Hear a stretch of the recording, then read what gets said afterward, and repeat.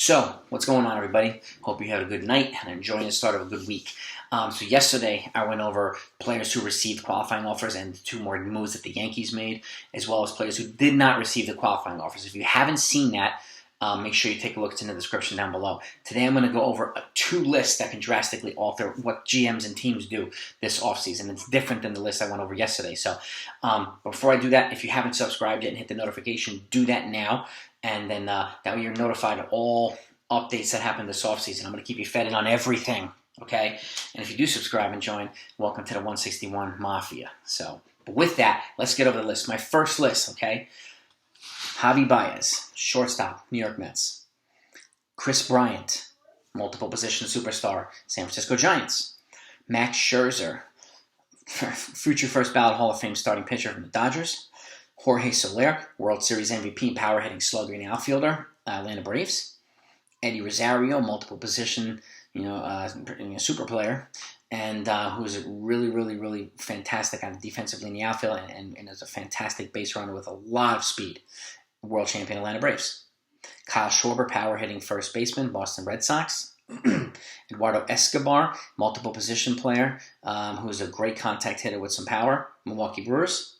Starling Marte, superstar outfielder, Oakland A's. And Jock Peterson, okay? Yes, star outfielder, but who's superstar in the playoffs. He has money in the playoffs. Also from the world champion Atlanta Braves. So that's my first list, okay? There's a similarity between these guys on this list that's completely different than the list I gave you yesterday. You know what it is? These guys were all acquired at the trade deadline this year, okay? And what does that mean? How is it significant? They cannot be offered. They cannot be tendered qualifying offers. Number one, and any team that signs them in free agency does not have to forfeit any draft picks, okay, or any international prospect signing money. Now, anybody that accepts their qualifying offer obviously will go back to the team. But if they decline a qualifying offer and sign with another team, the team has to give them the draft picks and international prospect signing money. So, and again, that's the list I went over yesterday. But this list right here, none of them can be offered qualifying offers because they didn't play the entire season with the team. They were acquired at the trade deadline. So that's a huge advantage, and it can change how GMs operate, especially Brian Cashman, because none of us know what kind of spending parameters he's going to be dealing with. And just like it's been with the Yankees for a while, just when you think they're going to do a lot, they do nothing. And then when you think they're going to do nothing, they do a ton. So, and it's reminiscent of the 2009 offseason when we were like, oh my God, I hope he gets CC Sabathia. And then he winds up Sabathia. He winds up with Burnett. He winds up with Sherrod, Damaso Marte, Nick Swisher, as well as a couple other moves as well. He cleaned up that offseason. So, I mean, I hope that he does the same this offseason. But this list here gives him an opportunity to address multiple players or multiple spots without having to break the bank for any of them. Okay?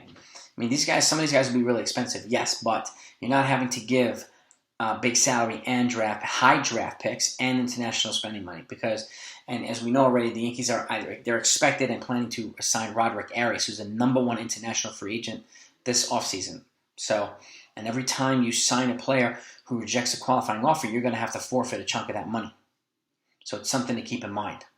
So I think it's $100,000 every time you sign somebody, and that can be a significant amount of money. And the last time the Yankees obviously signed somebody who rejected a qualifying offer, it was Cole. But the last time the Yankees went after multiple guys who rejected qualifying offers, right around when they had Brian McCann, Jacoby Ellsbury, and Carlos Beltran.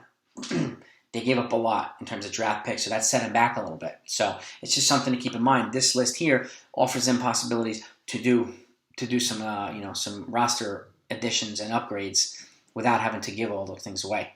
The second list I have for you is just a 2-person list, but similar qualities, also different qualities.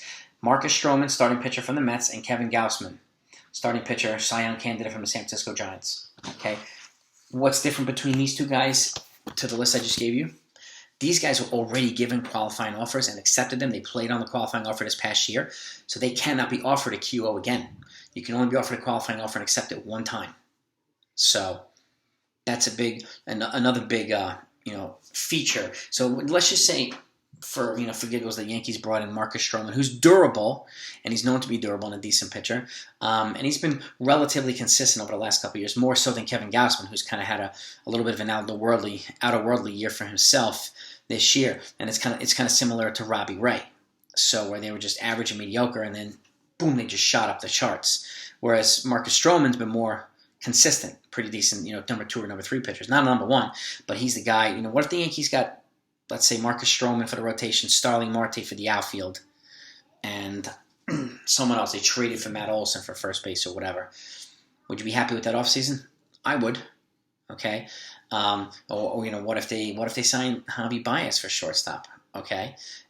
Or signed them and moved them to, I don't know, third, and traded Gio for somebody, and then gave one of these kids, Oswald Peraza, a chance at short, or whatever it is. But again, this allows them an opportunity to address multiple holes without having to give things up in 3 different areas. It's just going to cost money. Okay? And who knows? I mean, I think Gausman will be more expensive than Marcus Stroman. But that said, they can get both of them if they want, and they won't have to give up draft picks for either. So this list is different than the other list, but from yesterday's list. But both of them are very important because, again, they affect teams, and again, the Yankees, how they do things significantly. And the Yankees have some, opportunities now that they may not have had before. Clayton Kershaw was not given a qualifying offer. Okay, Carlos Rodon was not given a qualifying offer, and he's another appealing. To me, he has a higher upside than Robbie Ray, who is attached to a qualifying offer, and he's going to be more expensive than Rodon, but he's also going to come with, because he's going to turn it down. Obviously, you're also going to have to give draft picks and international slot money. And in this case, you sign Rodon, you don't have to give up any of that stuff except for cash. And he won't cost as much as Robbie Ray will. So it's just a thought. What if they got Rodon and Stroman? 2 guys, and then just kept Severino in the bullpen until he was actually ready to show that he's ready for the rotation. They could. They really, really could. So they can address a couple. They can get 2 pitchers here and then go trade for some guys in free agency. So it's all wide open now, though. And I think we'll have a better idea once the CBA is decided upon, and as to, teams' spending motivations and spending abilities. We'll have a more insight into that, because we really don't know what the hell's going on. But these guys right here are not affected by, some of the qualifying offer stuff that's being negotiated and some of these other things. It's just going to cost them money in free agency. And free agency is open for everybody now. So what do you think of these 2 lists? Let's get into it.